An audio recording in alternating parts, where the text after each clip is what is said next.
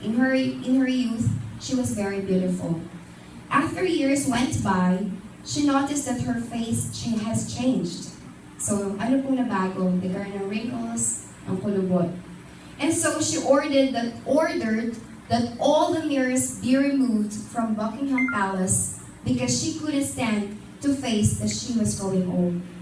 So hindi niya nagugustuhan yung kanyang nakikita. Kaya in order niya, please, put them away, throw them away. A lot of people don't like to read Bible because they're afraid to face the reality of life. They're afraid to see themselves as they really are. They don't want to look in the mirror of God's Word. So, may mga dahilan po kung bakit hindi nagbabasa ang ibang Kristiyano. Masakit kasi pag nakita mo yung katotohanan, the truth hurts na eh. But, it will set you free. How do we reflect on the Word of God?